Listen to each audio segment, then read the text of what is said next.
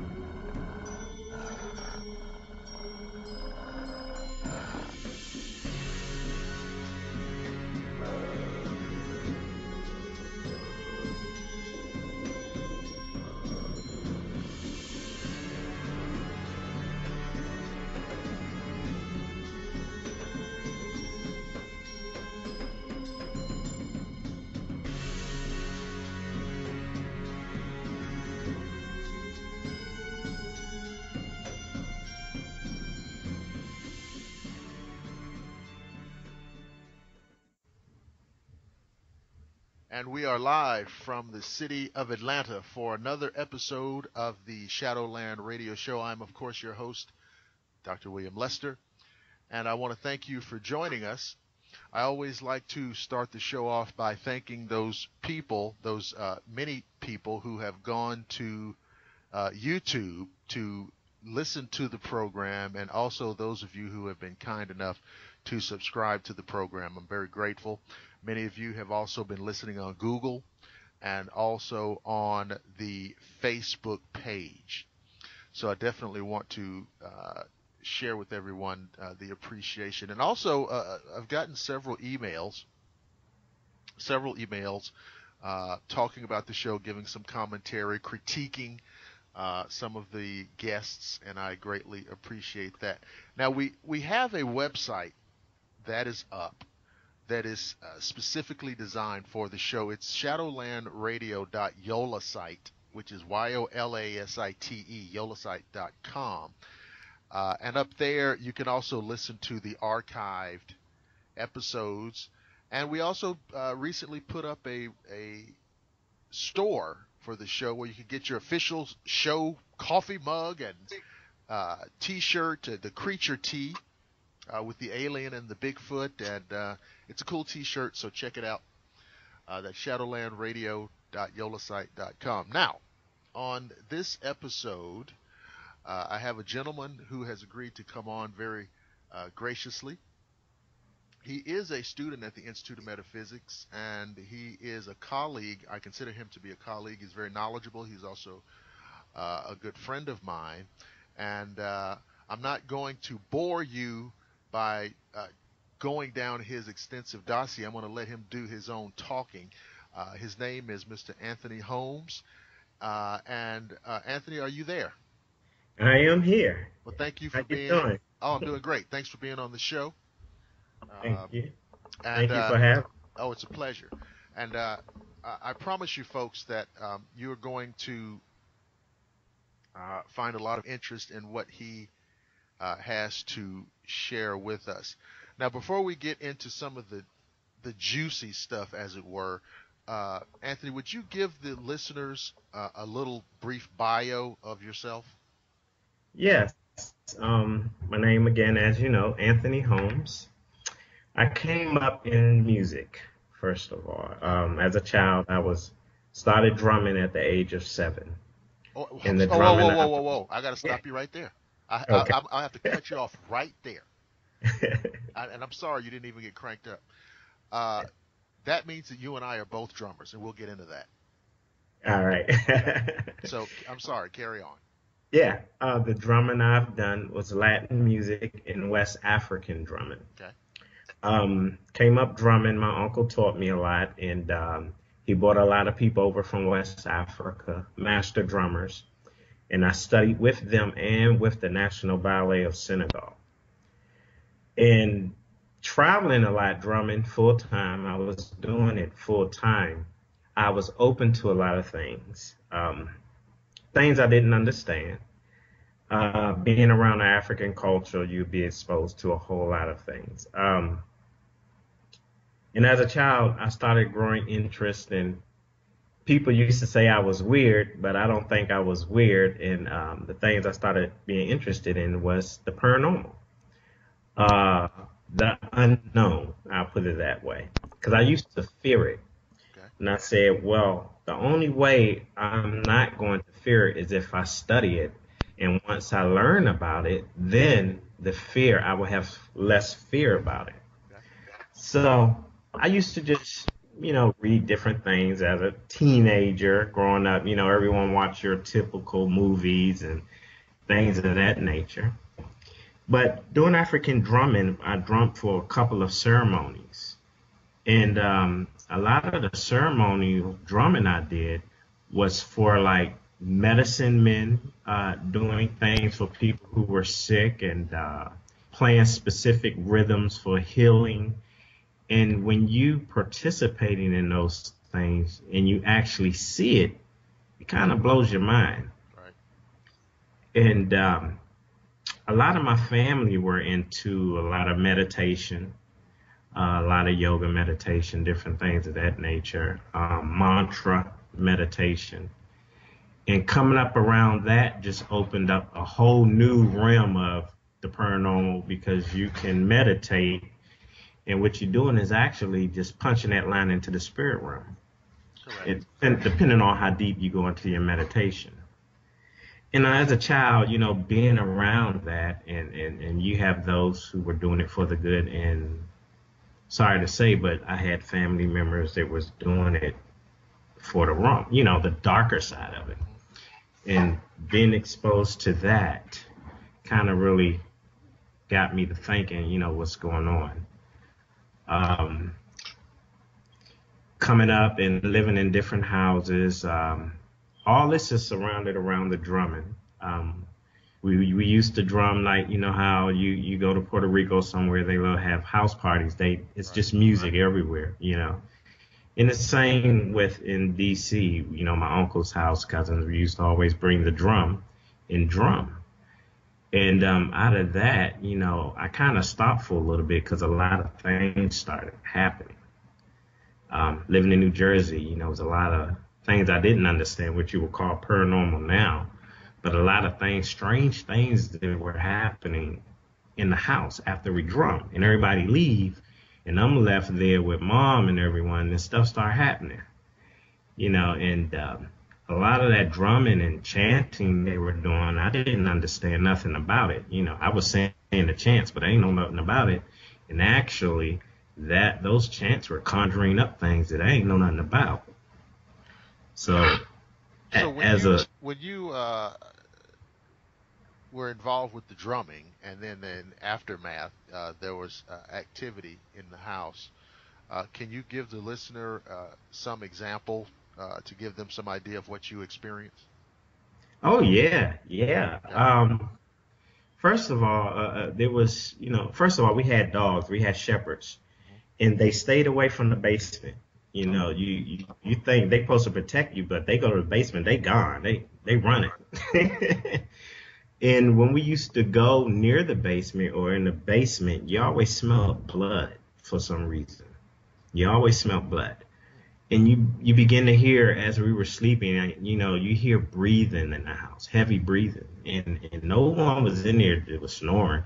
It was like breathing in the room near you. What people call shadow people now, I didn't know about a shadow person or none of that stuff. But when I'm laying in bed as a teenager and I'm looking up, at the wall and stuff, you see it every time I move my face to the left, you see a shadow move his face at the same time. But it wasn't my shadow. Right. And things like that happen. And the craziest thing that happened, my aunt was in the kitchen cooking. This was in New Jersey.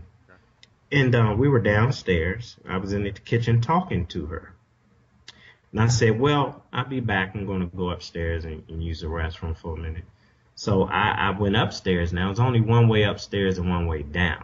Okay. My aunt was in the kitchen. When I went upstairs, she was at the top of the steps, smiling. And I did a Superman jump down those steps. I could have hurt myself, but I flew. I was scared. I jumped down those steps and ran in the kitchen, and she was still in the kitchen cooking. Okay, so now wait a minute.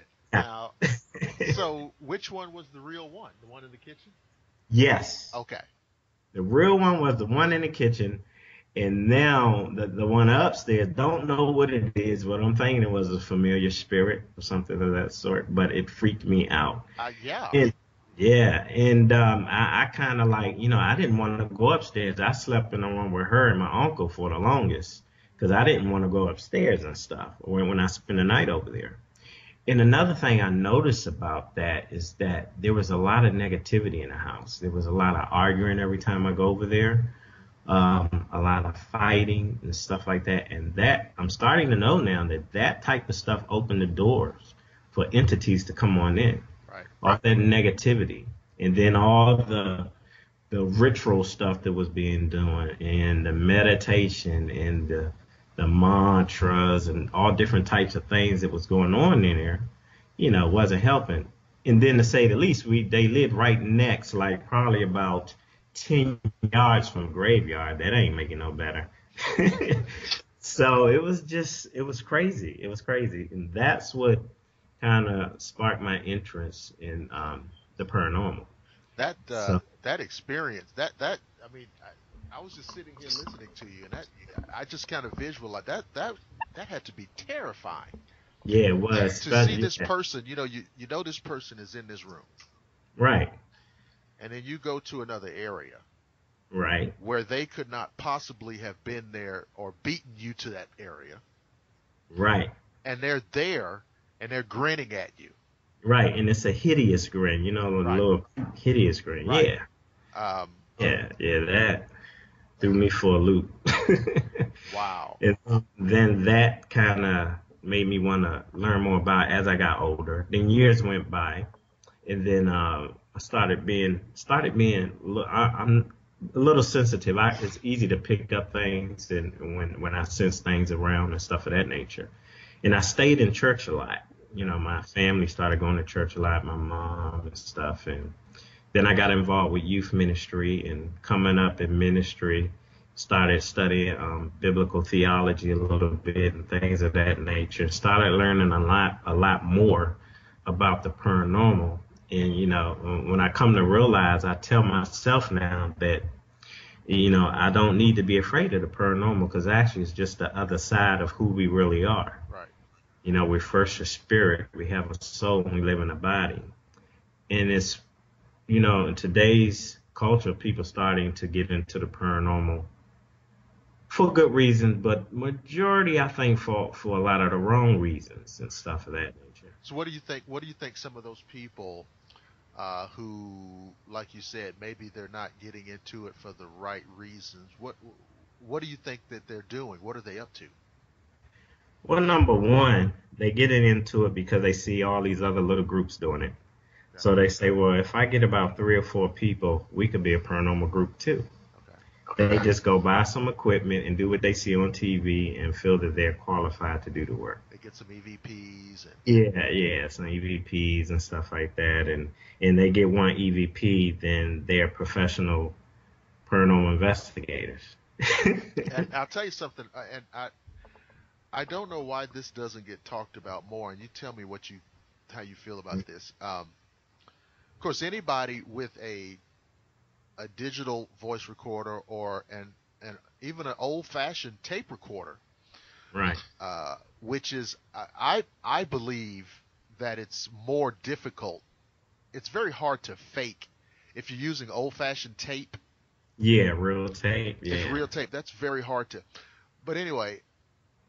I recommend people don't try to take EVPs in your own house. Right. And I don't know why more people don't reveal that, because people get curious. Because it's actually not difficult to get an EVP. Right.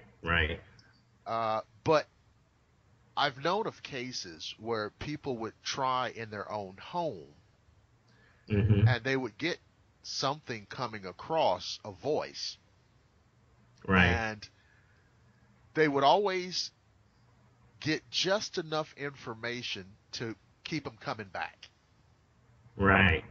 and to almost building an addiction. I agree. And the person kind of gets obsessed with, well, what's the voice going to say today? And of course, this is really laying the groundwork for something else. Mm-hmm. You see? And so while I think EVPs can be a valuable part of of an investigator, Uh-huh. I would tell people, don't get curious and start asking questions in your own home. Right. Right. And that's just a little thing I've just kind of picked up over time. Now, I wanted to bring this up with you because I know in some other circumstances, some other people might not be comfortable, but I think I think it's totally fair to bring up. Right. You have seen a lot in the paranormal world, groups, organizations, television shows, radio shows. You've seen a lot of the paranormal world. Right. You know, as I do, that there are not a large number of African Americans No, there isn't. represented in this. And I was curious to get your comment on that, and then I'll just kind of respond to what you have to say. Okay. It's just like you don't see a whole lot of African Americans out in the safari hunting lions either. They're like, I'm not going to do that. A lot of African Americans, they don't want to mess with that stuff. And there's two sides of it. Okay. Some of them just don't want to do it because they think other communities who's doing it are crazy, and they just not going to do it. Right. Then you have the side who really knows about it and ain't going to mess with it. Okay. Especially if you got people living in South Carolina and stuff like that, they know about all that. Oh, yeah. And then if that stuff is scary to them, they not going to mess with it, And a lot of people said it. They told me, it's a few, and I'm one of the few that's into it, And I have a story to tell you, man. I almost had an offer to do a TV show. Okay, well, come on, tell us. Yeah, and I was working with Inspired Ghost Track, and the one who's over the organization, Margaret, she let us know that someone was looking for some people to do a TV show. And I talked to the guy from California. We had a Skype interview, and he wanted to do a TV show about Black paranormal investigators, right? Wow.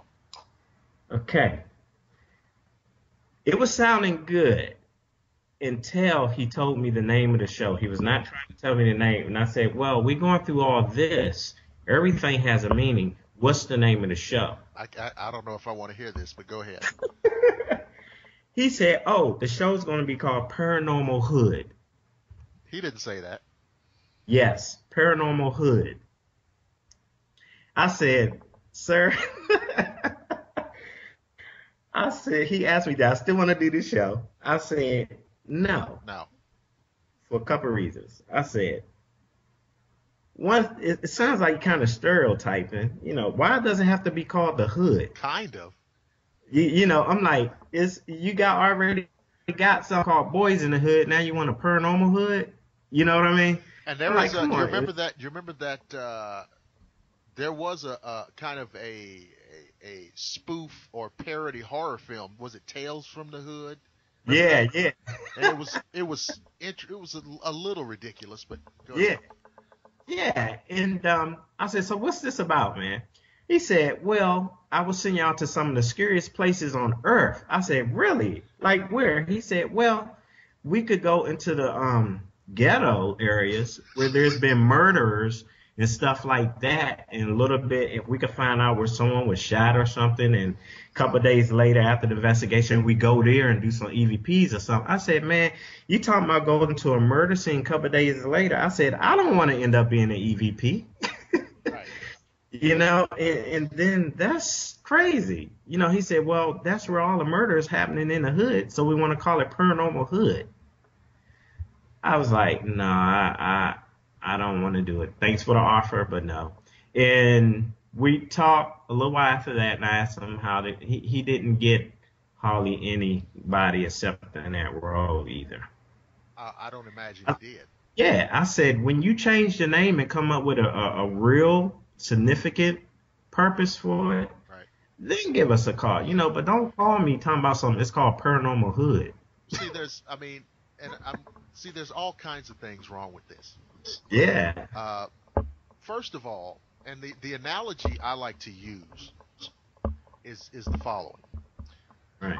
Berry Gordy established Motown. Mm-hmm. Everybody knows that, and everybody knows the success of that company. Now, Berry Gordy did not promote Motown as a, quote, black record company. Right. He called it the sound of young America.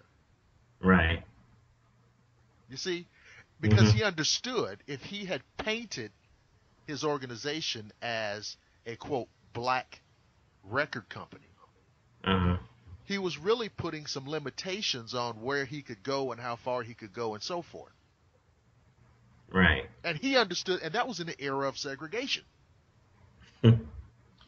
So I think in today's world, for a television producer or director, what have you, to, approach some paranormal programming, right, and trying to approach an African American person, a potential cast member, and the whole format of the show is stereotyping. The name of the show is a stereotype. Exactly.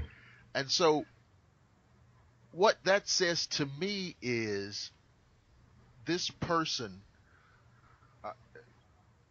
can't imagine perhaps an African American person in this situation unless it's a prefabricated, stereotypical situation.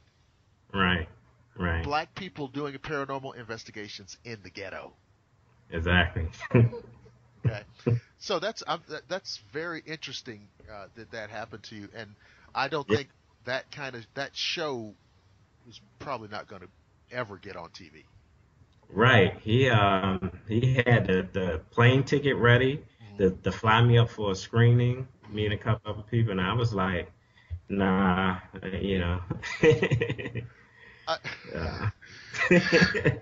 But again, it's a little bit interesting because, and I've had conversations with other people on this same subject, African Americans in the paranormal, and specifically in the paranormal media. Right. And you don't see it on television, which is what you're talking about. Right. And why do you think that you can't have an African American character or cast member in a mainstream paranormal type show? I mean, you have all of these different shows. Right. So what makes you think to have an African American cast member, you have to create a stereotypical format? Right. It's crazy. Because you don't live in the ghetto. I don't live in the ghetto. I mean, so you see what I'm saying? To take you and put you in that situation, because that's not who you are. That's not where you come from. Exactly. So that's wow. Yeah. Wow. Yeah, that was a trip. That was about 3 years ago. So okay. Now look how many of these TV shows have been on in the last 3 years. Yeah. I mean, they're everywhere. Now, I wanted to ask you about that also, because sometimes I'm sitting in the office and I have the TV on, and I see some of these shows, and sometimes uh, I vacillate between two extremes. One, Right.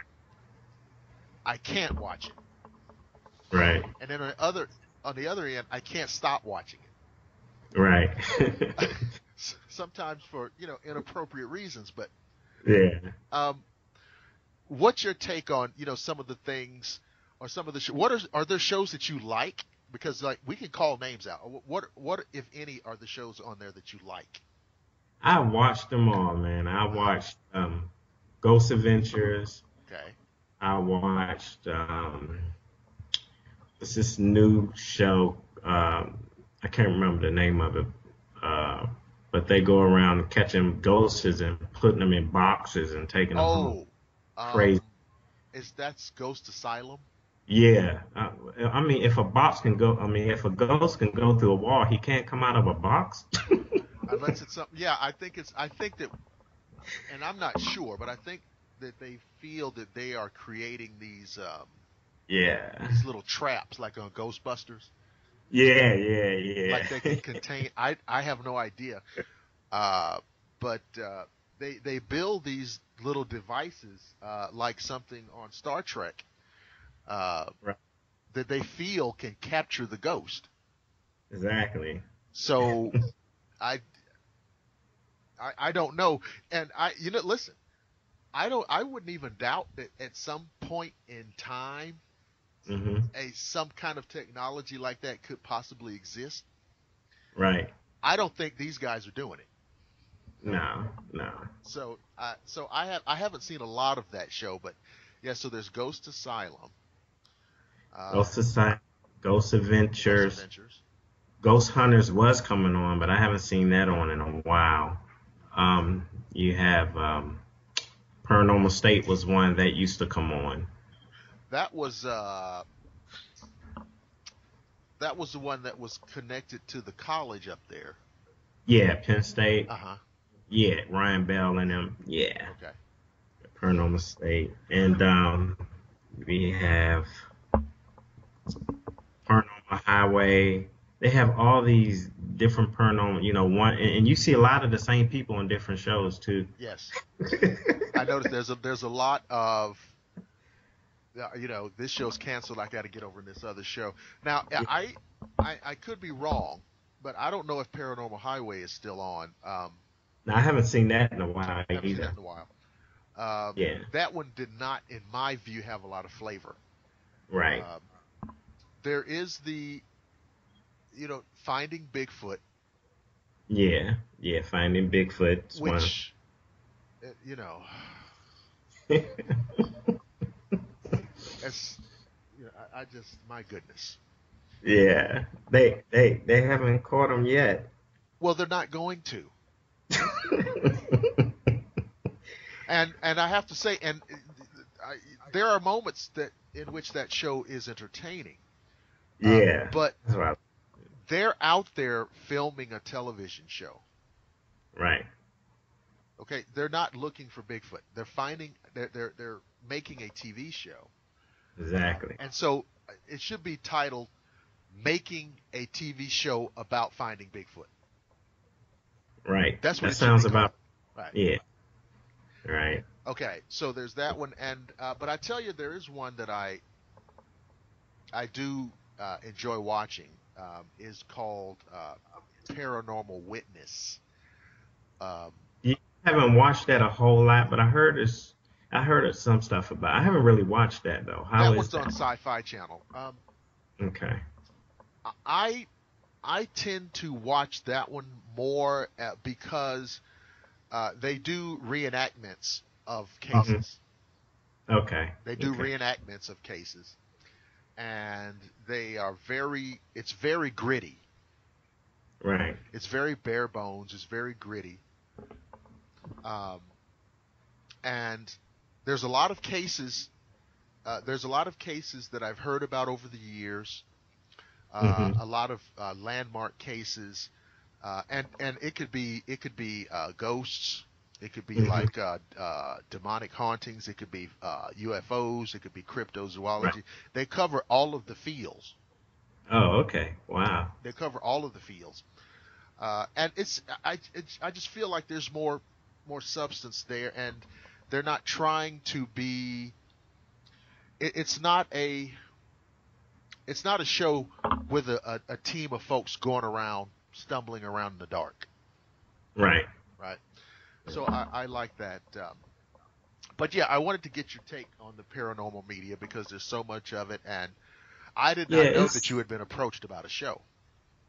yeah. It's all about a lot of them on there is all about the money to me. Right. Yeah. Well, yeah, and I think that probably we all would like to maybe get a higher level of Hmm. something, Right. but there's a point where it just gets silly Yeah. and foolish.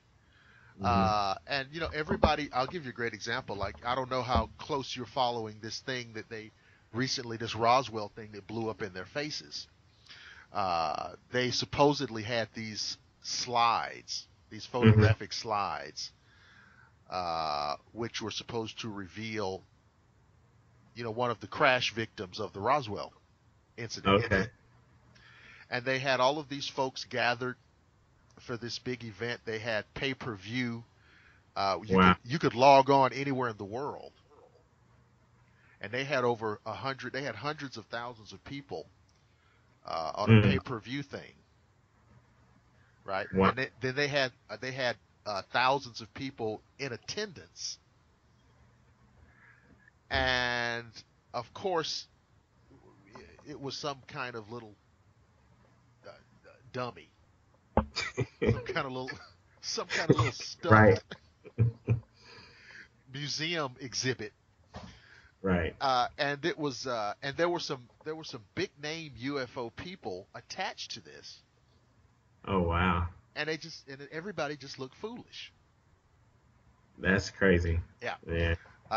And so, but there were millions of dollars raised from the pay-per-view subscriptions and the people who Uh, purchased tickets. Millions.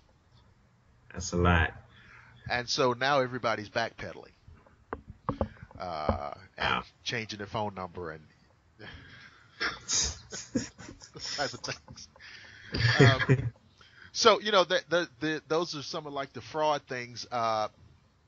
With a previous guest, I talked about. I don't know if you were familiar with we had a Bigfoot hoax here in Georgia a couple years ago.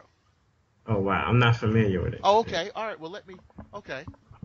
Yeah. This was the summer of 2008, Mhm. and there were two gentlemen who were working in law enforcement. Okay. One was a policeman, and the other one was working in the corrections. Right. Uh, and they were known outdoorsmen. And these guys came up one day and said that they had retrieved a body of a Bigfoot. Oh wow. Right? So, Right. exactly. All right. Now, they had a website where you could, you go on, you log on, it's going to cost you a few dollars, Uh huh. and you would see, quote, exclusive photos of different things, related to Mm. this. And so they brought in quite a amount of cash on that. Right. And they said that the Bigfoot body was being contained in a freezer. Right. And they had some photos, and the photos were online. But of course, what is a dead Bigfoot supposed to look like, right? So Right. you're looking at this picture, you go, oh, okay, all right. So they had a huge press conference on CNN, Wow. and you're really hoping, right? You're just sitting there, maybe finally we can be through with this. Right. Um, and they came out and said, okay, we've done some DNA tests. Okay, great. Mhm.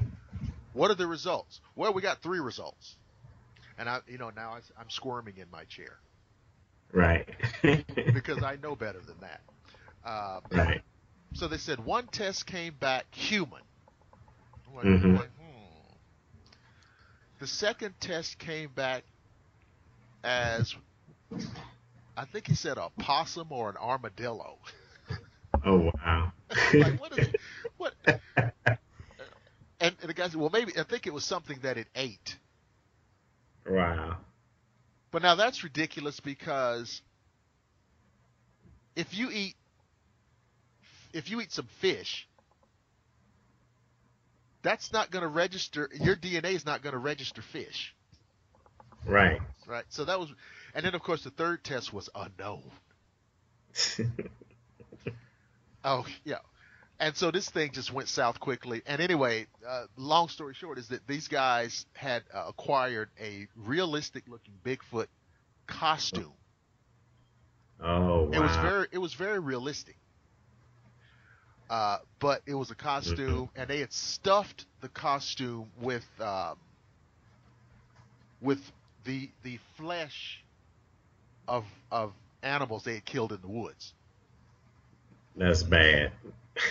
Okay, and of course they were fired from their jobs immediately. Right. And so that was the Georgia Bigfoot hoax of 2008. It was insane. That is crazy. Yeah, That is crazy. yeah.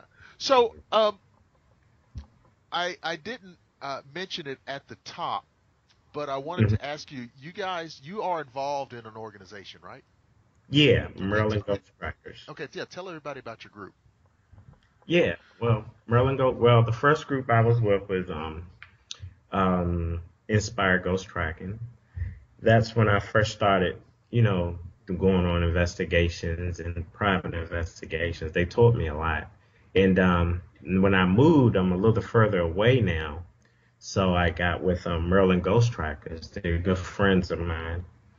And we do investigations like sane asylums, prisons, and privates. And we love doing privates because it's all about helping the individuals. Right. But when we're not doing a private, we go out and do like a big investigation. We just couple weeks last weekend we did Moundsville Penitentiary in West Virginia, and that was a good investigation. Full of bats though. Bats were flying everywhere in there, and they take us approach. They go and they do their basic EVPs and stuff like that. We do it. We love getting out there and learning and seeing what we could learn. They don't do house cleansings and stuff like that. So a lot of groups just stay away from that. But I do them. I did them with Inspired Ghost Track, and that's basically what we do. We're looking forward to doing more privates though than the historical places and stuff like that, because our main thing really is to help a people. Help Right. people who is in need and who's having some real issues.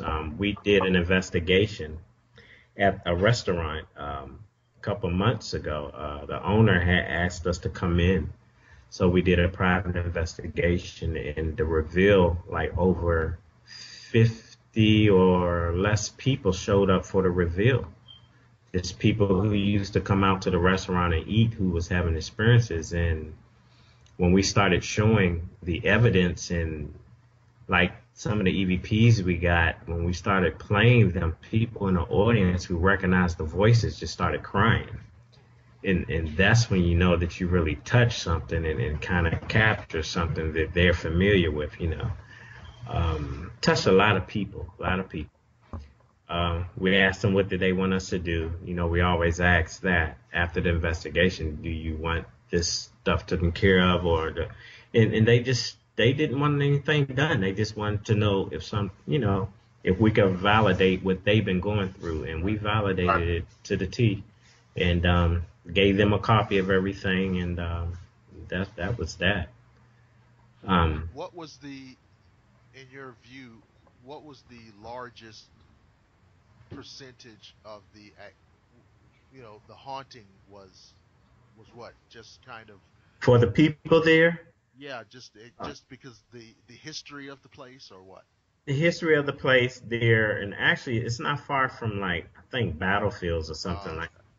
So you probably have anything going on being on about near a battlefield, and stuff like that. And the things that were going on is the people who come there just to eat and the workers were seeing an apparition of the chef who used to work there.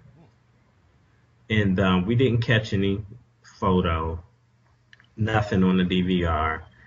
Our main thing, we caught a lot of EVPs, and it sounded like the chef and a couple of people that used to come there. A lot of people used to hang out there, recognize their voice immediately on the EVP, and a couple of people just started crying and kind of lost it a little bit because they were in shock that they were hearing their buddy, stuff like that, and that's how that turned out.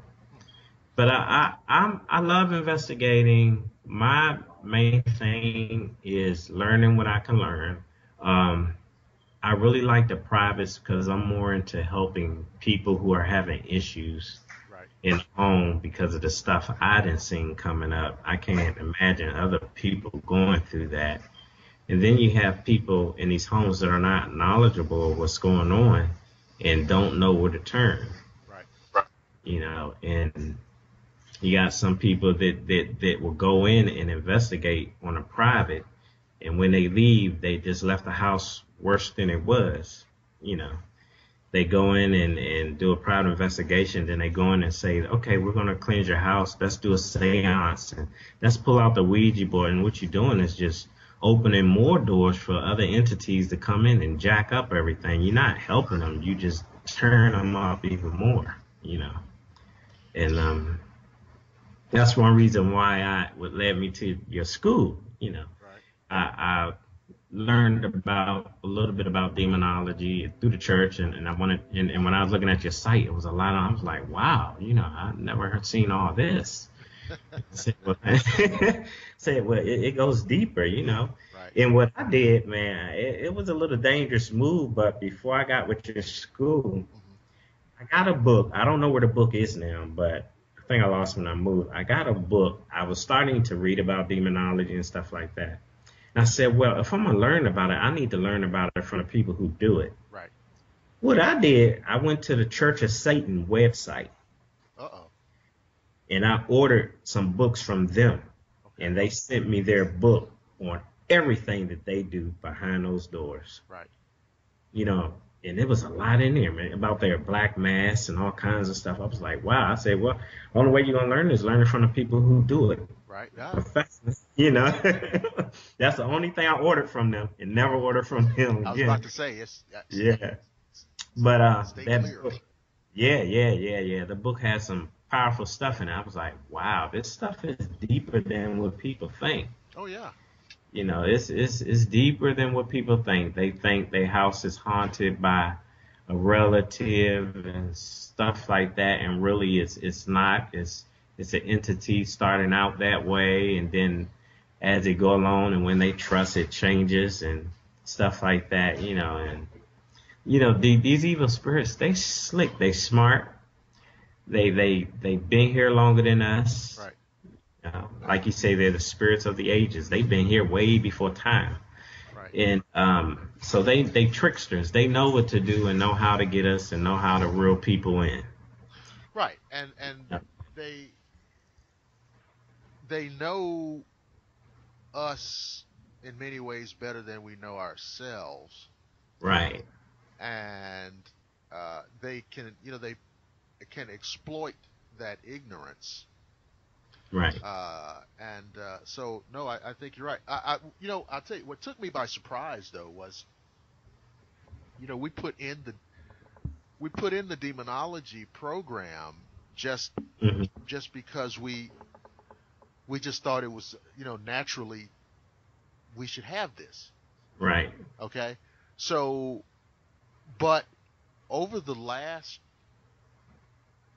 2 to 3 years, I would say that for every 10 phone calls we get from potential students, right, I would say 7 of them are asking about that. Wow. Absolutely. I would say 7 or 8 out of 10 are asking about that. And I don't know why that is. Mm-hmm. I just know that it's a fact. Right. And people are interested. And so, yeah, I think it's important to give people the best information that we can get our hands on at this time. Right. And Right. that's really what we try to do. It's never going to be perfect. It's never going to be flawless. Mm-hmm. And we're always looking around to see, Right. well, maybe we need to put this in here, and we need to, that kind of thing. Right. But we definitely want to give people the best. And like I was telling you previously, Mm-hmm. that was why we added the occult sciences, because we realized that there's a lot of occult parts of this, Right. as you were speaking of with the African drums and the things that were Yeah. happening in your experience. So now you don't have to go into a lot of detail, but you said to me earlier that there was a family member who was involved in some. Yeah. Okay. Yeah.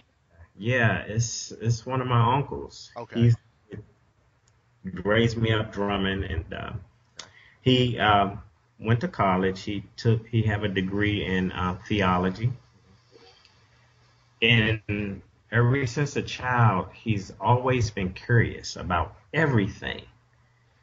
So he learned about other religions. He's traveled to their nations, all over Africa, different places. And when he goes to these places, he stays with the witch doctors, the witch and the voodoo doctors, and he learning about all the different types of medicines and protections and stuff that he can help people and give people to do things to other people who's against them. And Oh. yeah, see, in these third world countries, you go to Africa and you do something that hurts someone, they not gonna pretty much call the police.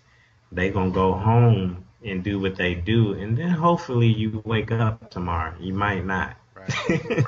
That's how real it is in these third world countries. Mm-hmm. And so that's what he does now. Outside his other job, he just in his basement. His whole basement is a huge shrine. He has his altar where he does his blood sacrifices. He have next to that the mantra stuff, and then next to that he have where he can go to his the native spirits, and next to that, and stuff that way. And I said, so in a typical case, how do you help someone that's dealing with something demonic? And he said, well, I go to a stronger demon spirit Uh-oh. to cast that lower demon spirit out. And I said, well, I don't agree with that, because it's like saying, how can Satan cast out Satan? Right. They're working together, Right. There are ranks in the demonic field. You have the foot soldiers, as you say, and the ranks just go up, Right. And how can you go to a higher level demon to cast out a demon that's working for him? Get your underling off of me. Right.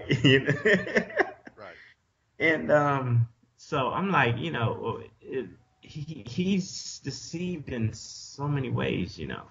He feels that, and seriously, what I think is he's so deep into this. I mean, you could tell when someone is really washed with it because they shy away from family.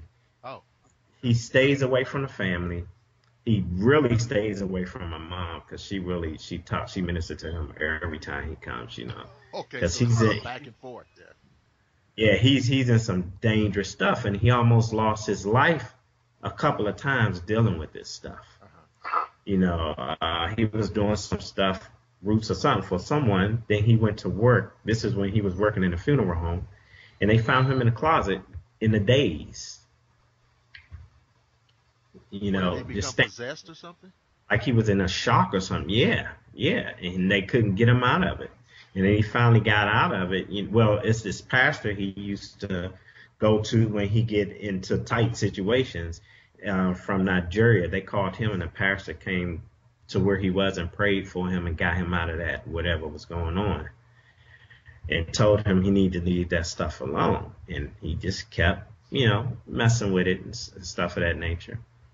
And last time I was over there, we had an interesting talk, I said, so what experiences have you had recently? He said, well, a demon took me to the outer darkness to show me what it's like. And he said he wanted to go further, but the demon told him he can't because he will get lost and won't ever come back. I said, wow, okay, so now he's being ushered around by demons in their dimension. And then saying you can't go here. Yeah. Oh, that's wow. Yeah, man. Well, now this kind of leads me into what I know some people are going to want to hear about. You have had opportunity to visit and speak with Lorraine Warren. Yeah. And I believe that's in Connecticut, right? Yes. Yes. Okay, yes. So tell the audience about that experience. Okay, me and Dina's experience from the trip to Connecticut. Man, Connecticut's a beautiful place. The typical trip to Lorraine for her meetings and stuff is at her. Everything is done at her house. Right. You go to her house and they have the front room set up like a conference type thing. Her son-in-law Tony Sparrow. Yeah, he does all the lectures and stuff like that, and Lorraine is out there and she gets up and talks too. They show videos of a lot of the exorcisms they took place in, Ed and Lorraine, from long ago. Right. And then they talk about that, and they basically talk about the what not to do's. Okay. Dealing with the demonic. To this day, Lorraine doesn't even go into the museum. She doesn't like to. Really? That's why Tony takes care of it all and goes. Okay, so if you go through and do a little tour, he's going to facilitate that. Yes. Lorraine says it's too dangerous. And she had too many experiences down there, and she doesn't want to have those experiences again. Right now, they have a priest that lives with her. Oh. Yeah, his name is Father James. You'll probably see him in some of the pictures I take. She met him. He offered to stay and help take care of her, and she's getting up in age. And right. House and in the museum, what he does is he goes down into the museum. I think it's 3 times a day and bless the museum. Okay. And pray over all the objects down there in the museum. Okay. And kind of cleanse it. And before we even go downstairs into the museum, he's down there praying and, right. Cleansing items and stuff like that. And so after the meeting, after the watching the videos of the exorcisms and stuff like that they let you watch, and after Tony talk a little bit about Lorraine Warren and her husband Ed, coming up as a child, right. And stuff like that, and in the case, some of the cases they've done, like The Conjuring, right. Amityville Horror, stuff of that nature. Lorraine gets up and talks some about it, and after the lectures, you go into the museum. What they do before you go downstairs is they do like a little prayer. They have you either visit yourself with the white light around you and just kind of a prayer of protection. Right. And then when you go downstairs, you can actually feel, once you step down to that basement, you can feel where there's such a strong presence down. Yeah. And when you go down, all you smell is sage. It actually smells good. You smell the sage. Because they burn it nonstop. Yeah. You smell that sage down there, and as you're going through the museum, they tell you on your trip as you're walking through over and over again. Do not touch anything. If you even bump against something a little, let Lorraine know right away. They take it very seriously. All the things that are in the museum are from the majority of the cases that they've been on, and brought from the case with objects that caused the hauntings. A lot of things they found in occult practices and cases and stuff of that nature, and everything is just out in front of you, you know. As you know, Annabella, she's there. That Raggedy Ann doll. Yes. Oh boy. She's right there, and she's in a case. They don't want nobody even accidentally thinking about bumping into her, because there have been a couple of incidents when people, I think it was 3 incidents. One boy went down making jokes about it. That was the motorcycle guy. Yeah, that guy. A priest went down and thought he was untouchable. And he came up out of there messed up, and when Lorraine and Ed went downstairs, stuff was all over the floor everywhere. He was attacked by something, messed him up totally. And then I think it was another person who was actually killed. Did touch Annabelle or made some type of a joke about it. Yeah, so it's some serious stuff. They had Annabelle in a glass case, and then it's a rope in front, so that you can't really, near it. And as you're walking in, the priest is down there the whole time that you all are down there. And Tony's down there too. And he's telling you about a lot of the cases and showing you a lot of the objects. They have the conjuring mirror down there. Annabella, they have what you call this woman in white, which was an apparition seen in a graveyard, I believe, over and over again. And I got to tell you about an experience that happened to Dina while we were down there about that. What happened? Well, actually, after the museum tour, you know, and then you go out to Ed Warren's graveyard, and Tony talks about how to do psychic photos, different things like that. And after that, you have dinner. But the whole experience is good. It's good. They just showing you things in the museum and what not to do and what not to touch and stuff, and letting you see actually what they dealt with. Okay. Now, when Lorraine's getting up in age, and when it's her time, that I don't know what they're going to do with the museum. There were talks about donating it to the Catholic organization for study or something like that. I'm not sure how they're going to handle that. But I tell everyone who's listening, if you can go up there, even just go up there once. Lorraine is a very motherly type woman. She's very sweet. When you're in there, you would think you're sitting next to your mom or your grandma.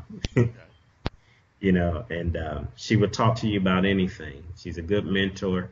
She would tell about some of her experience, not a lot. Some of the stuff she still don't talk about today, that it was really horrific, you know, coming up. And I was going to tell you that, you know, if you want, you have Tony's info, right? Because him and Lorraine does radio shows. Yeah, I have contact information. Yeah. And so we may have to follow up. But you said that your wife Dina had an experience. Yeah. Went to a graveyard. Dina, what was the name of that graveyard? Let her come on. Come on, ladies and gentlemen. My guest Anthony Holmes. We've been talking with, and his wife Dina is there with him. And we will try to get her to come on. And if she doesn't, we'll try to embarrass her to the extent that she doesn't have any other choice. Yeah, so can we get Dina? Can we get Dina Holmes on the air? She's laying down over there with a headache. Okay, so all right, we're going to crack jokes about her. Yeah. And, but you know, okay. Okay, what happened to her? What happened to her? It's not far from Lorraine's house. Okay. We went to the graveyard, and I was at one part of the graveyard, and Dina was at the other. It's the graveyard where the lady in white, the apparition, showed up. Dina turned around and walked up to me from the other side, very disturbed. I said, "What's wrong?" She was touched. And for a person just really getting into the paranormal and being touched for the first time, Right. you could see the nervousness all over her face. And then the whole time in that graveyard, you could feel a presence. Because we were near where the lady was murdered. It wasn't far from where the lady was murdered. And the cemetery is called Union Cemetery. Right. And kind of freaked her out a little bit. And this guy drove up and was talking to us about coming there to do an investigation or just to walk around at night. We was like, well, I don't know. Just me and her. We don't know. So we just stayed there during the day. And when we were further into the graveyard, the guy pulled back up in the car. Okay. And he put some stuff all over my car. What? And it was Wiccan stuff. Oh, okay. All kinds of Wiccan witch stuff all over my windshield. Okay. And before he drove away, he yelled something at me real loud and then spun off real fast. Okay. Wow. I was like, that's not good. Right. So I went to the car, and there was this Wiccan sign and this tree stuff and all this all over the car. And I took it and threw it in the graveyard. And then me and Dana said a prayer. Right. And then I immediately called Lorraine. And I talked to her about it while I was there. I said, someone just put something on my car, this Wiccan witchcraft stuff, and she's told me describe, and I described it to her. She said, yeah, he's trying to do something to y'all. Did you throw it away? I said, I threw it in the graveyard. She said, did you say your prayers? I said, we said our prayers. She said, you're going to be okay. She said, they leave stuff at my door every day. I said, wow. Crazy people. Connecticut is real wooded. Like where she lives, it's a lot of woods and thick. And it's typical wooding that you see in like one of them horror movies with the old graveyard with the giant tombstones and stuff. Connecticut is weird. It feels creepy when you're around certain parts of Connecticut. Okay. You could tell that there's a lot of witchcraft and witchery and stuff like that going on out there. Wow. You could feel it. You could feel the presence of it. You could sense it. And she said people used to leave stuff on her doorstep every day, and they'd take it off or burn it or pray over it and stuff like that. I said, wow. I have not heard that. Yeah. I have not heard that. I told her about it, and she said I did the right thing. Threw it in the graveyard and where it came from. Right. And me and Dina locked arms and prayed and stuff like that. So you guys are really planning another trip though, right? Yeah, we're going up at the end of July. Okay. We're going up July the 25th, actually. We're going to go a couple of days earlier to try to spend some time with Tony. Oh, I see. Well, I told you this off the air, but I'll tell you again, get lots of pictures. Yeah. And because we will use those for the Institute on Facebook, and we like to let everybody know, right. That our students can get connected. Because like to me, I mean, this is really an extended kind of research that you guys are doing. Right, exactly. And I think it's an invaluable resource. Mm-hmm. And that's incredible. I had no idea that people were that these people were doing those type of things, against you and against her. Yeah. People used to leave stuff on their doorstep all the time. That's crazy. Wow. Yeah, it is. Because it freaked us out. We in a graveyard and it's getting late in the evening, and she get touched first. And then when we leave, and then somebody leaving stuff on our car, and then coming back and yelling at us and leaving stuff on the car and driving away. And I'm like, we were the only two in the graveyard. And this like, in the middle of nowhere, like. I said, wow. But the whole experience it's an awesome experience. When you go into the museum, it's not a place to be playing around because there are objects in there that took people out. Right. and it destroyed a lot of people's lives. And they take that seriously. You know, the priest is down there every day and stuff of that nature, and it's nothing to be played with, you know, not at all. That's why with all these Ouija boards and seances and stuff like that, you know, people, they think they know what they're dealing with, but they really don't. You know, you dabbling in stuff that you really don't know nothing about. You're opening doors to entities that are much stronger than you if you're not protected or know what you're doing. You know, and their only desire is to take you out, destroy you. You know, so it's a trip. Well, I tell you, ladies and gentlemen, you've been listening to Mr. Anthony Holmes, and he's been kind enough to speak with us on this episode about some of his experiences with demonology and the occult, certainly with his experience up in Connecticut visiting Lorraine Warren and the Occult Museum. So what we want to do, Anthony, is we're gonna close out the show, but I want you to stay on the line Okay. so that we can have just a brief conversation that the listeners can just wonder about. But ladies and gentlemen, I want to thank you for listening. Don't forget that you can listen to the archived, I think there are 19 or 20 archived episodes up on Facebook. It's also on Google. And we really appreciate your YouTube subscriptions as well. And Anthony, again, thank you for being the Thank guest. you. And Thank you. again, hold on as we close out the show. I really am very, very grateful to the students of the Institute of Metaphysics, and of which Anthony is one, and also his wife, Dina.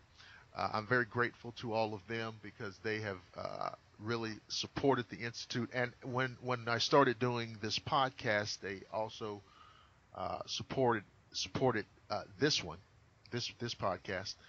And we had Dawn Del Castillo on an earlier episode. She is a cryptozoology student, and she's also very knowledgeable in the occult, and she has agreed to come back. And Anthony, I'm going to put you on the spot while we're on the air. Can I get you to come back on? I come back. Okay. Yeah, Well, anytime. you heard him, ladies and gentlemen. So until next time, I don't want you to fret. I don't want you to worry. I don't want you to panic. I promise you that I will see you again on the flip side.